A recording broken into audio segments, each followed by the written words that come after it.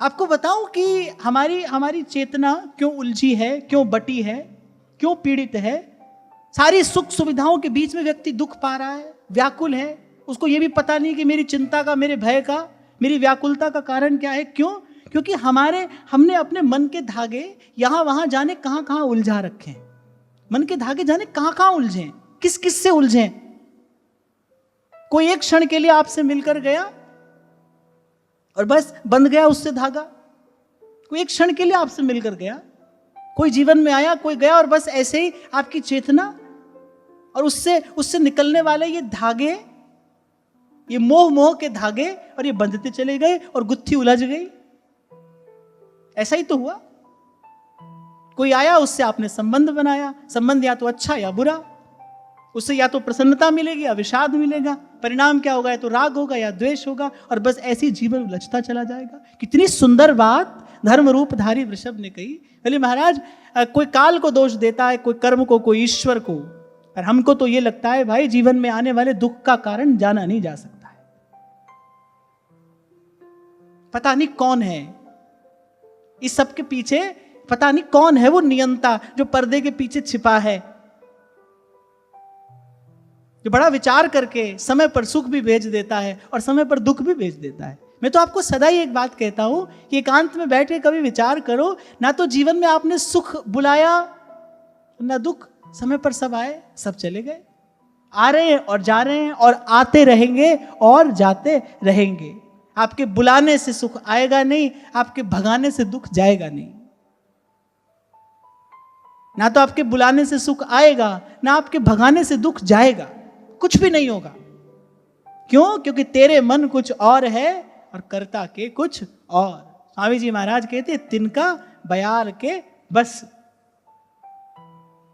सूरदास होनी सो होगी, सूरदास होनी सो होगी, मूर्ख सोच करे रे विधना टारे नाही तरे, रे विधना टारे नाही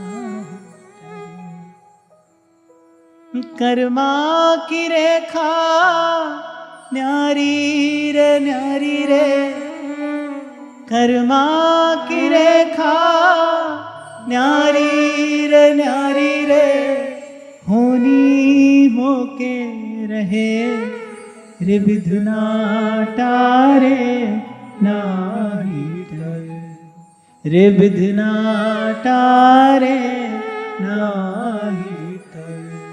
कोई कौन अपनी बुद्धि से विचारेगा कि राजा हरिश्चंद्र, और सूरदास जी हंसते हुए कह रहे हैं सत्यवादी राजा, उनके जैसा सत्यवादी कौन होगा? न भूतो न भविष्यति।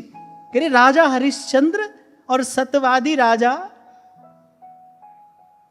राजा हरिचंद्र सत्यवादी राजा,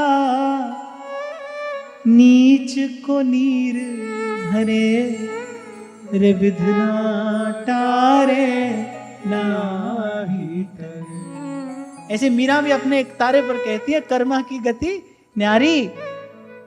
अरे मूर्ख को तुम राज दिए हो और पंडित फिरे भिखारी, कर्म की गति न्यारी। अरे तभी तो आपको कहता हूं भाई, जिस क्षेत्र में, जिस परिधि में आपके करने से कुछ हो नहीं रहा है, वहां पर अपना प्रयास क्यों कर रहे हो? वहां प्रयत्न क्यों कर रहे हो? जहां कुछ करने से हो वहां करिए ना। प्रभु का स्मरण करिए, संतों गुरुजनों की आज्ञा में रहकर सेवा करिए। आप देखिए परिणाम आएगा, परिणाम आएगा।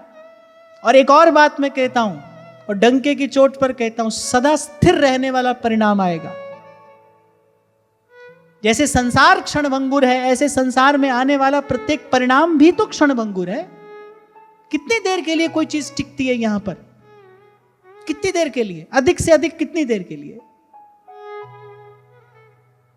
जैसे ये संसार क्षणभंगुर है, ऐसे यहां आने वाला प्रत्येक परिणाम भी क्षणभंगुर है।